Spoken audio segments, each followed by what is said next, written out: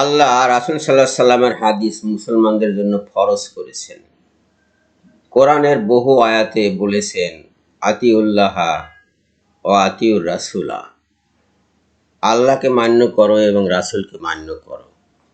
তো রাসূলকে যেখানে মান্য করতে বলেছেন আল্লাহ পাক, সেখানে কি রাসূলের হাদিস অর্থাৎ রাসূলের কথা, কাজ এগুলো মুসলমানদের জন্য নিষিদ্ধ করতে পারেন?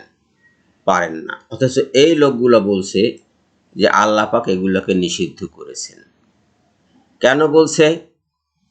এই লোকগুলো দুষ্টু। মির্জা গোলাম মোহাম্মদ কাদিয়ানি প্রথমে এদেরকে রাস্তা দেখিয়েছে, রসুল হওয়ার রাস্তা। এরা প্রত্যেকেই রসুল হতে চায়। এও একটি মির্জা, ওই গোলাম মোহাম্মদ কাদিয়ানিরই বংশধর। তাই তারা রাসূলের হাদিস নিষিদ্ধ করতে চাচ্ছে। রাসূলের হাদিস নিষিদ্ধ হলে তাদের সুবিধা কি?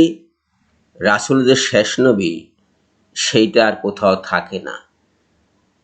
কোরআনের যে সূরা আহজাবের 40 নম্বর আয়াতে বলা হয়েছে খাতামুন নাবিয়িন, সেটাকে তারা বানিয়েছে নবীদের আংটি।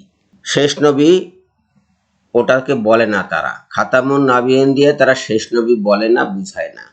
কিন্তু সামনে এগোলেই হাদিস পড়ে, কারণ হাদিসে বলা হয়েছে রাসূল সাল্লাল্লাহু আলাইহি সাল্লাম বলেছেন, আমার পরে আর কোনো নবী নাই, আমি শেষ নবী। ওইটা মুছে ফেলার জন্য তারা এই বাহানা সৃষ্টি করছে। এখন বলছে যে আল্লাহ কেন কোরআনে হাদিস নিষিদ্ধ করেছেন? আল্লাহ কোরআনের কোথাও কোনো আয়াতে রাসূল সাল্লাল্লাহু আলাইহি সাল্লামের হাদিস নিষিদ্ধ করেননি, বরং এইসব বাজে লোকের লাহওয়াল হাদিসকে আল্লাহ পাক হারাম করেছেন। যারা এ কথাগুলো বলে তারা, ওগুলো তো হাদিস, হাদিস অর্থ বাণী, কথা, বর্ণনা, রিপোর্ট, এগুলোর নাম হলো হাদিস। তো এরা যে কথাগুলো বলছে এগুলো তো হাদিস, এগুলোকে আল্লাহ পাক হারাম করেছে। রাসূলের হাদিস আল্লাহ পাক হারাম করেননি। আর এক গ্রুপ বেরিয়েছে, এই যে আর একজন ওই একই দলের, ইনি বলছেন কোরআন বিরোধী হাদিস কি ধর্মের বিধান?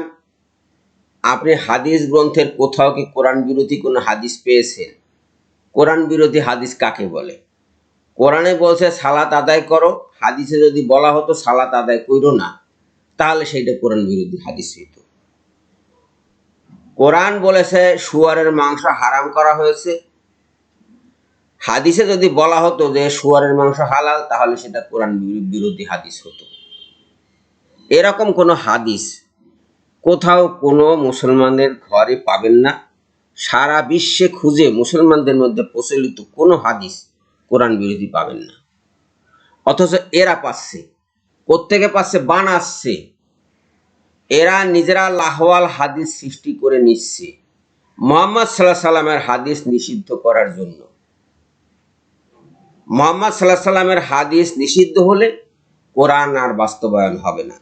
ওনারা আজকে কেউ রসুল হবে, পরশু কেউ নবী হবে, তারপরের দিন কেউ হবে চলমান রসুল, কেউ হবে কারেন্ট রাসূল, কেউ হবে উপস্থিত রাসূল, ইত্যাদি বলে বেড়াচ্ছে এই লোকগুলো। এই গোলাম মোহাম্মদ কাদিয়ানির উত্তরসূরি এরা।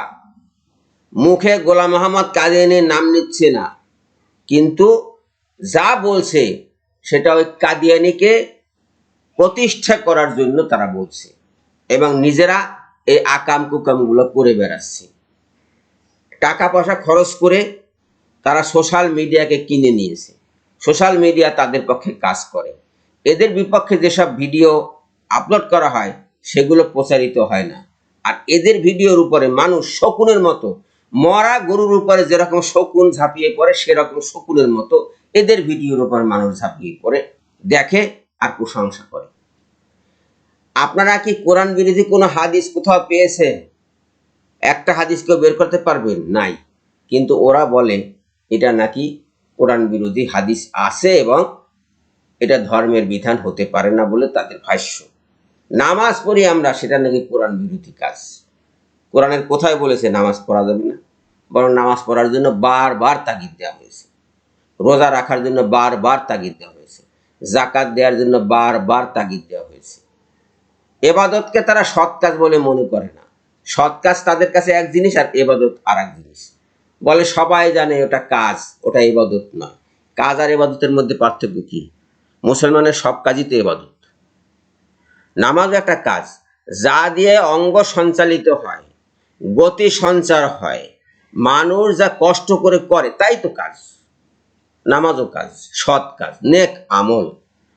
আরবি শব্দ হলো আমল, তার বাংলা হলো কাজ। আমরা নেক আমল করি, ওরা সেটা চায় না। কেন চায় না? ওরা দুনিয়া খোঁজে, আখেরাতের বিনিময়ে ওরা দুনিয়া কিনতে চায়। সামনে কবর আছে, জাহান্নাম আছে, তার জন্য এদেরকে প্রস্তুত থাকতে হবে। সবাইকে ধন্যবাদ জানিয়ে বিদায় নিচ্ছি। আল্লাহ হাফেজ।